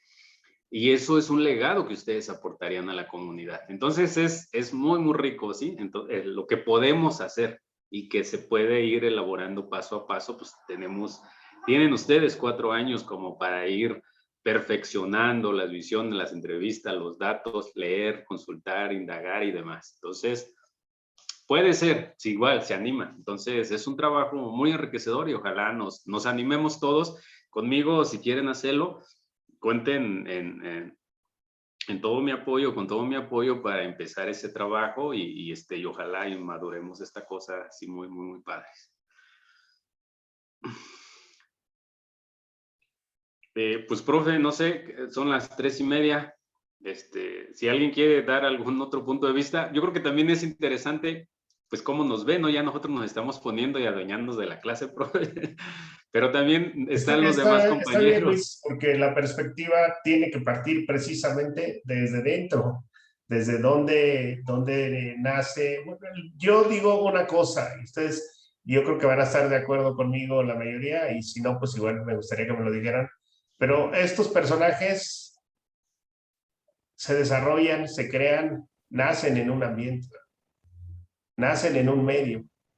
Entonces hay que ver qué es ese medio que le da origen. O sea, precisamente hablando del tema de vinculación con la comunidad, ¿qué es esa comunidad y por qué esta comunidad da origen a estos personajes?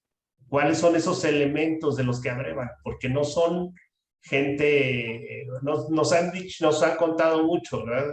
Por ejemplo, de los mayas, y algunos se lo creen, ¿no? Otra vez estuve con algunos compas mayas y pues ellos les han contado mucho que aquellos que hicieron esas grandes obras eran extraterrestres, ¿no? Entonces ellos, no es que nosotros venimos del cielo porque nuestros... Puede ser, ¿no? Pero yo creo que es una teoría todavía muy endeble, ¿no? Lo que sí tenemos en claro es que esa cultura, al igual que la cultura purépecha, pues tienen una larga historia. Y este personaje nace en una comunidad purépecha, pero no recordemos que no es una comunidad purépecha cualquiera. Si nosotros nos remitimos al texto que hace rato comentabas, Luis, pues en ese texto hay algunas o varias referencias a Naranja, ¿verdad? Y Naranja tiene ahí su importancia histórica. Y entonces nos tendríamos, yo creo que preguntar eso primero y entonces ver en el contexto global este personaje, ¿no? Entonces es bueno que se parte de ahí. Sí, profe, no lo había pensado de esa manera, pero sí es un elemento más. Partir de como usted dice, pues, el documento al que se refiere el profe, pues es esto, ¿no? Pues la relación de Michoacán. Y la relación de Michoacán, para poder entender hoy en día la perspectiva purépecha, nuestra cultura purépecha, pues tenemos que chutarnos esto, ¿no? Tenemos que leer este libro. Entonces, muchas de las referencias que hoy en día para poder explicarse y para poder estudiar a la cultura purépecha, pues parten de aquí, ¿sí?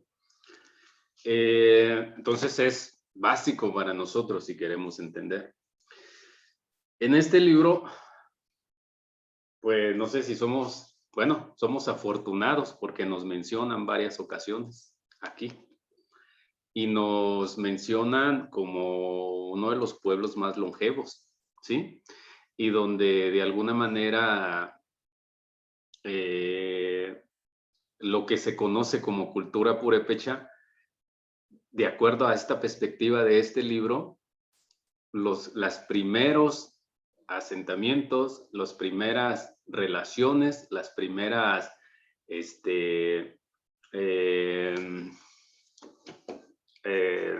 cuando se me va la palabra, las primeras ¿Referencias? Referencias, pero también cuando un linaje llega con otro y hacen un, Los iniciadores, la raíz, el bueno, principio. ajá, las primeras relaciones que se dan, pues precisamente este libro que se dan es aquí en naranja. O sea que ya existía eso, ya existía aquí, ya estaban los Sizambanencha, ¿sí? Liderados por Sirán Sirangamaro.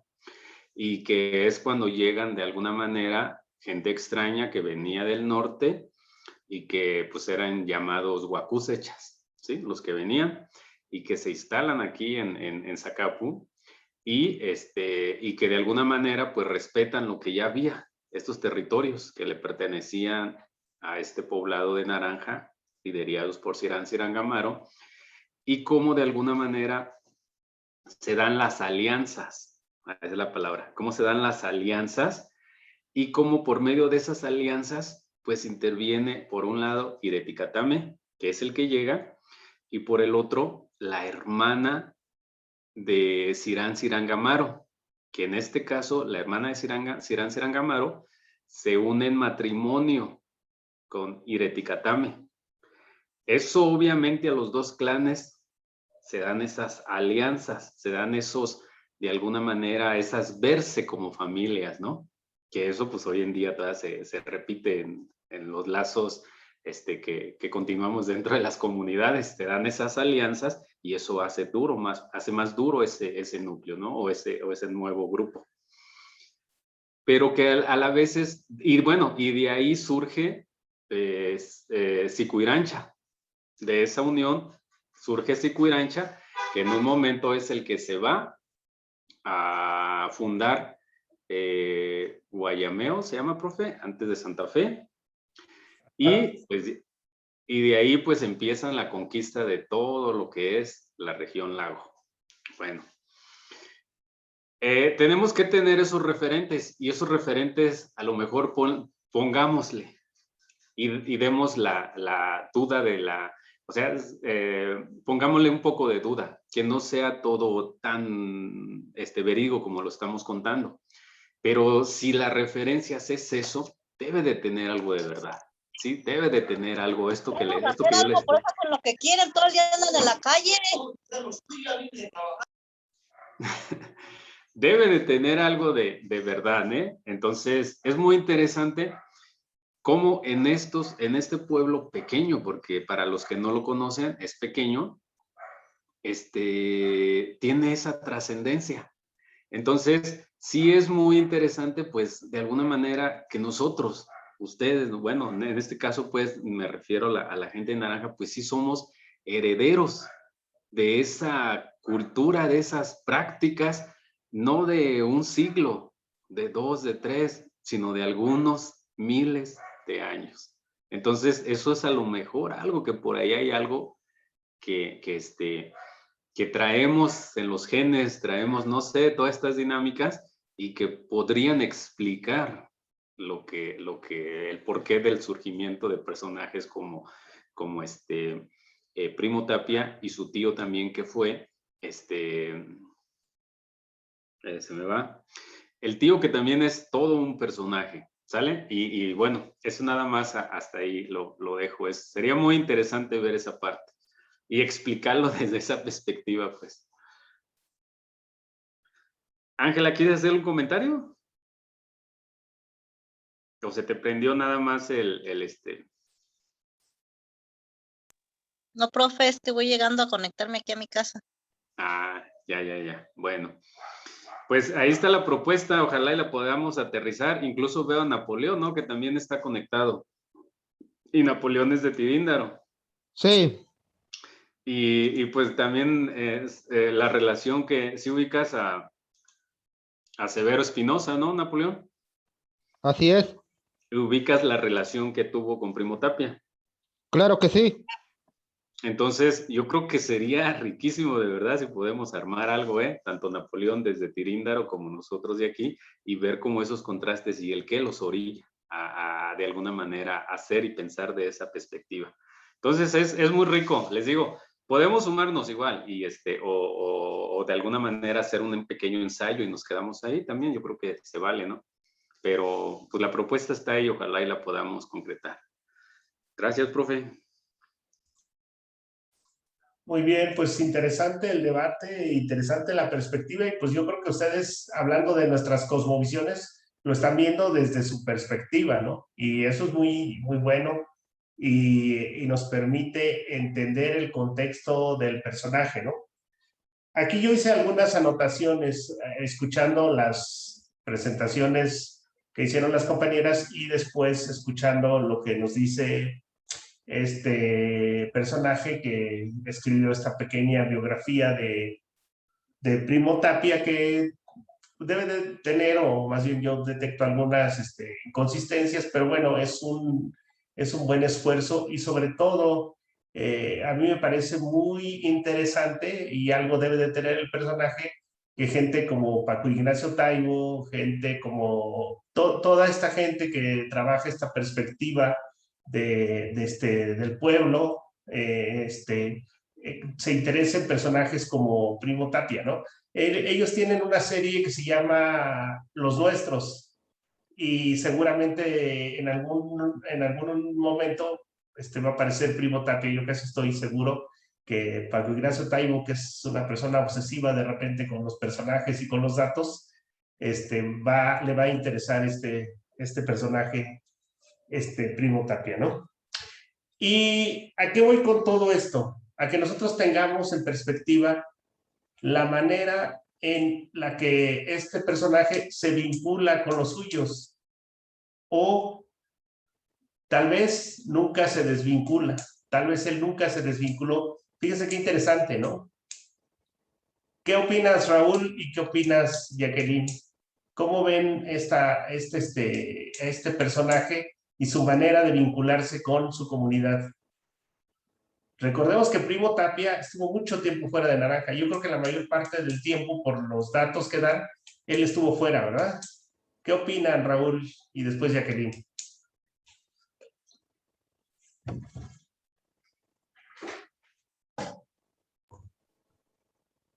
Pues una historia y una vida interesante.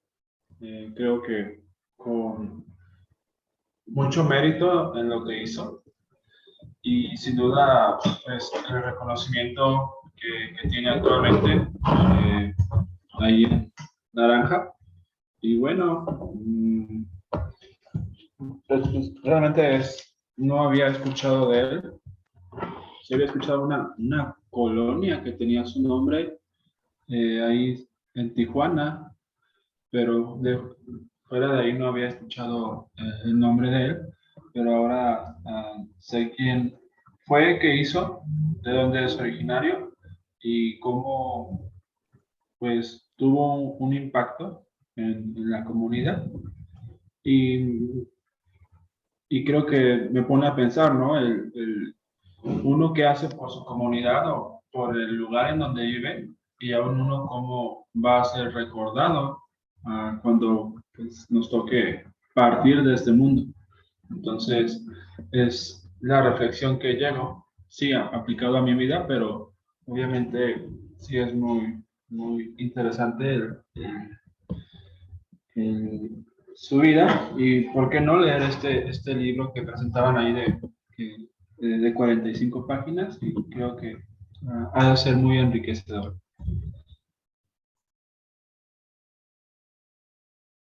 Gracias, Raúl. Adelante, Jacqueline. Pues a mí también se me hizo pues, muy interesante. No conozco mucho de ella y se me hizo increíble saber que pues, el lugar lleva su nombre. Pues no, tampoco tenía conocimiento de eso, pero sí, se me hizo muy, muy interesante el tema, la entrevista.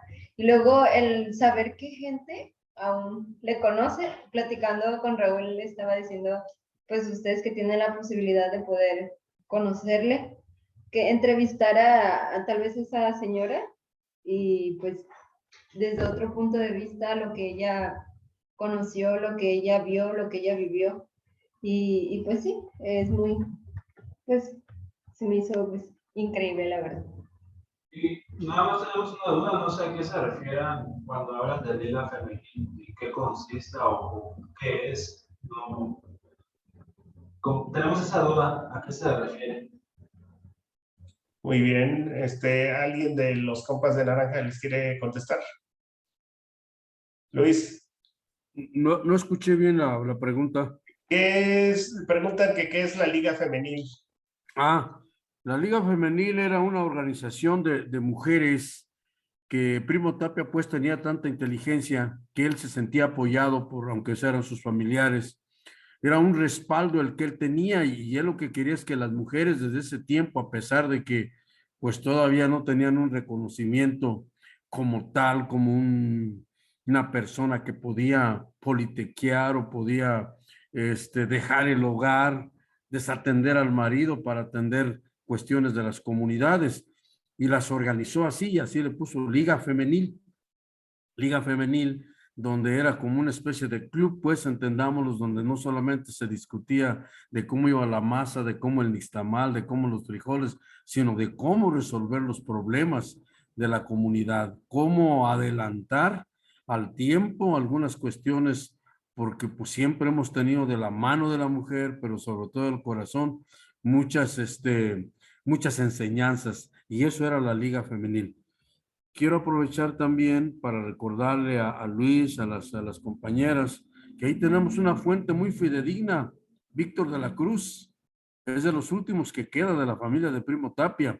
Don Ambrosio de la Cruz, Gustavo, y todos ellos eran hijos del licenciado Joaquín de la Cruz. El licenciado Joaquín de la Cruz es abuelo de Víctor de la Cruz, Millán, y él todavía está, y en quien podemos, de quien podemos recibir una serie de informaciones muy fidedignas, porque él ya es un hombre mayor y seguramente se acuerda de muchos sucesos. Muchas gracias, Tata Nicolás. Pues miren, yo creo que Primo Tapia, un personaje histórico, nos deja muchas enseñanzas, ¿no? Yo creo que de la historia hay que aprender, y de los personajes históricos tenemos que tomar ejemplos, ¿verdad? Primo Tapia, según lo que nos dicen aquí, era un personaje que escuchaba. Y eso es importante para hacer una estrategia de vinculación. Hay que escuchar, ¿no? No hay que llegar diciendo que nosotros somos los que traemos la verdad y la ciencia, ¿verdad? Hay que escuchar primero. Raúl, ¿habías levantado la mano o solamente sí, nada más quería comentar dos detalles. El primero lo acaba de mencionar, que lo primero que dijeron es que sabía escuchar, algo que hacía muy bien. Y lo segundo es simplemente cómo el poder puede llegar a corromper a las personas, pensando en Plutarco Elías Calles, que fue apoyado por partidos comunistas, pero al final hace lo contrario a lo que no sé si creía, o al menos de quienes lo apoyaban. Entonces, pensé eso también, que el poder puede corromper a las personas, estar dentro del sistema, y que Primo Tapia mencionaba que nunca formó parte, más que aquella vez que trabajó, mencionaban así, en el rastro, pero fuera de ahí no fue diputado o ocupó algún cargo político en el gobierno. Y ver cómo, o sea, la influencia que tuvo sin estar dentro. Entonces, no sé si pudieras tener más influencia estando dentro que estando fuera. Entonces, no sé, son cosas, pensamientos que vienen ahorita a mi mente nada más. Fíjate que es muy interesante lo que comentas, Raúl, y justo iba hacia ese punto. Yo creo que una de las características de los líderes es que rechazan el poder, ¿no? No les gusta. Ellos casi siempre van a considerarse fuera de, ¿no? Entonces, yo siempre digo que hay que desconfiar de alguien que te diga, es que yo quiero ser tu representante, es que yo quiero hablar por ti, es que yo quiero hacer esto por ti. Porque un líder, según lo que yo me he documentado, no hace eso. Ellos trabajan con otro principio, y este principio es el del amor o del cariño hacia los suyos y hacia lo que son ellos, ¿no? Entonces, si vemos este personaje en la novela, en la biografía que escribe Oscar de Pablo, nos dice que cuando él empieza a ver todas estas corrientes nuevas que vienen, sobre todo el marxismo, pues regresa a su tierra y regresa para aplicarlas. Ojo, nosotros nos estamos formando aquí y como lo dice Raúl, pues tenemos que pensar qué vamos a hacer por los nuestros, no por nuestra comunidad. Entonces, Primo Tapia nos da un buen ejemplo. Yo ya aprendí esto acá, yo ya colaboré acá, yo ya estuve aquí con estos otros grupos compartiendo, pero tengo un compromiso con los míos, tengo un compromiso con mi comunidad y entonces regresa a hacer toda esta revolución. Algo importante yo creo que no debemos de perder de vista, y lo acaba de decir Tata Nicolás, es que en la época de Primo Tapia la mujer todavía no podía votar, ¿verdad? No tenía ese reconocimiento, pero él le da precisamente ese valor a la mujer y la mujer forma parte de su estructura y una parte muy importante, y es algo que también después retomaría Severo Espinosa en Tiríndaro, ¿verdad? Otra cosa que nosotros tenemos que pensar, y Luis y yo lo hemos conversado mucho, y me gustaría tal vez que Luis cerrara, pero antes le quisiera dar la palabra a Napoleón, es este tema, ¿no? De las personas que de alguna manera hemos tenido la oportunidad de escolarizarnos. Entonces, muchas veces el escolarizarnos nos da una perspectiva distinta, ¿verdad? Y lo hemos comentado muchas veces, ¿no? Que de repente la gente que se escolariza trata de irse de la comunidad, ¿verdad? Trata de vivir en otros espacios, ¿no? Entonces eso nos muestra que hay otra perspectiva distinta. Y vemos personajes como Primo Tapia, que ellos lo ven diferente, ¿no? Algo que a mí me han contado de la historia de Primo Tapia, y aquí lo confirmaron las compañeras y este libro, es que él, por ejemplo, nunca dejó de hablar en purépecha, ¿no? Y nunca dejó de dirigirse a la gente de su pueblo en purépecha, porque esa era su lengua materna, ¿no? Aprendió el español y aprendió otras lenguas, pero su lengua materna era el purépecha. Incluso en las anécdotas que cuenta la gente grande con la que yo he platicado sobre Primo Tapia, dicen que ese último día, cuando le decían que se fuera, como lo contó Tata Nicolás, él en purépecha les contestó que él no se iba, que él se iba a quedar ahí, incluso que les dijo a las niñas que se fueran a su casa en purépecha. Todo esto pasaba en purépecha, ¿no? Entonces, Napoleón, te pregunto, ¿Primo Tapia se vinculó con su comunidad o nunca dejó de estar vinculado?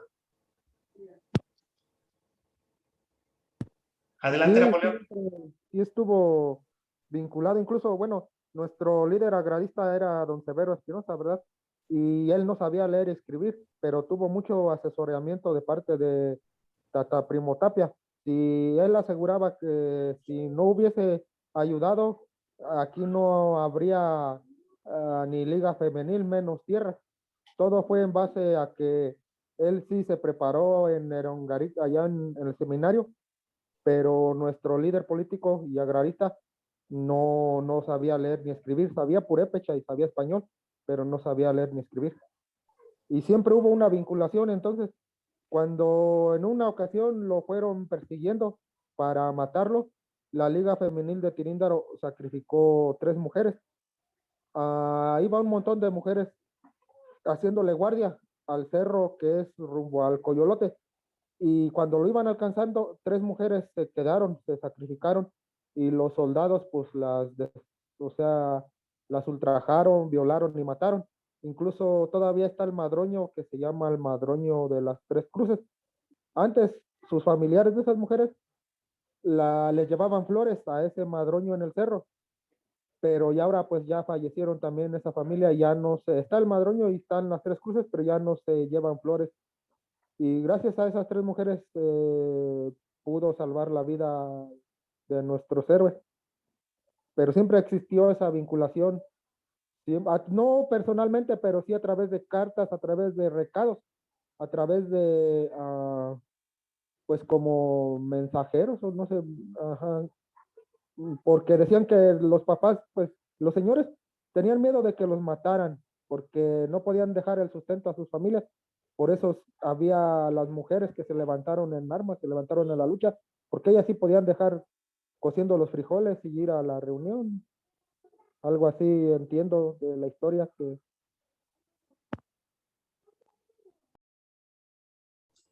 Muchas gracias, Napoleón. Pues bueno, de Primo Tapia y de otros líderes podemos aprender muchas cosas, ¿verdad? Pero más que aprenderlas, hay que aplicarlas. Y yo creo que esta es una buena oportunidad, ¿no? El que nuestros proyectos vayan precisamente encaminados a cómo vincularnos con lo nuestro, pues es precisamente con ese objetivo de que sea algo útil lo que hagamos en estos proyectos para nuestras comunidades, ¿no? Yo creo que hay que pensar siempre en cuáles son los intereses que hay ahí si nos queremos vincular y no cuáles son los intereses que nosotros tenemos. Puede ser que sean diversos, ¿verdad? Entonces hay que pensar que una estrategia efectiva de vinculación tiene que ver con escuchar a los demás y entender cuáles son sus intereses y entonces aplicar nuestras herramientas como personas de la comunidad que estamos precisamente en este camino de formarnos desde esta perspectiva. Y pues por mi parte yo lo dejo hasta aquí y le voy a pedir a Luis que cierre esta sesión que ha sido muy interesante y nos ha dado este primer ejemplo de cómo vincularnos con nuestras comunidades. Adelante, Luis. Gracias, profe. Los compañeros de San Luis hacen una pregunta muy interesante, ¿no? ¿Qué son las ligas femeniles? Por ahí,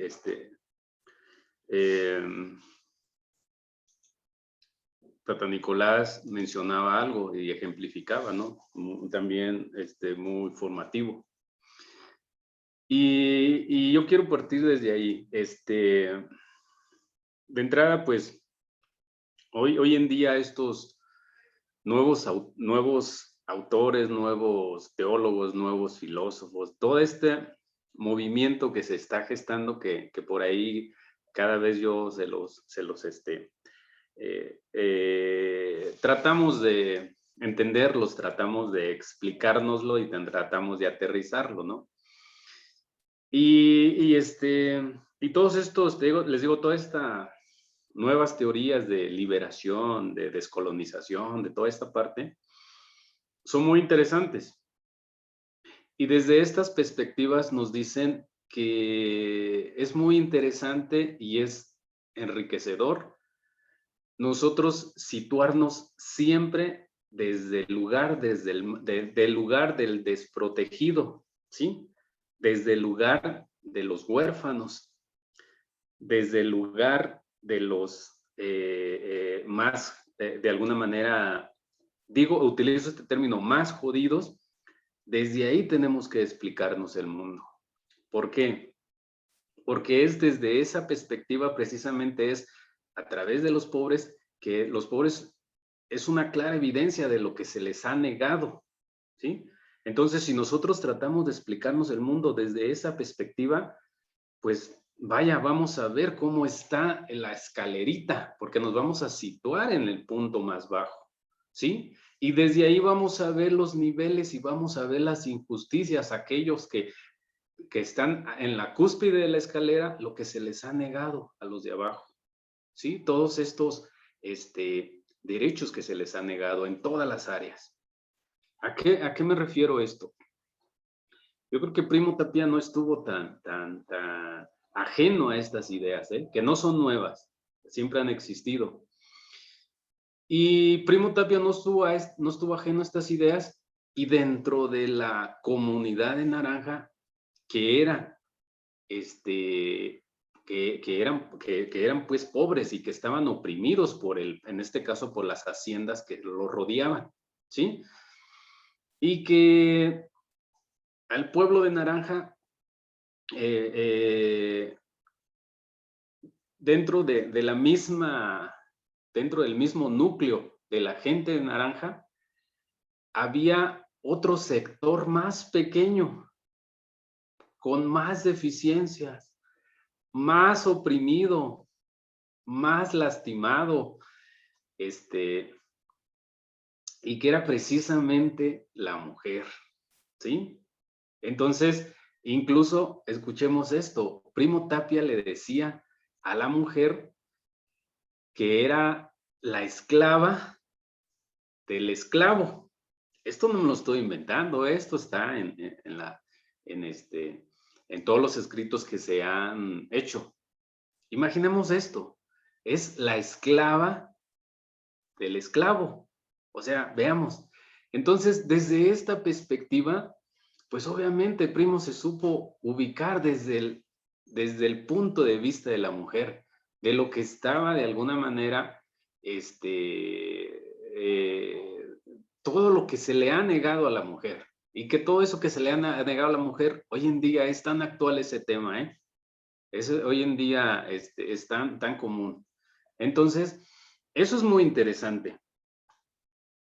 ¿Qué hizo Primo Tapia? Pues obviamente resignificar a la mujer, ¿no? Agruparla, organizarla, que de alguna manera veía en ella el peso casi de dar de comer a la familia.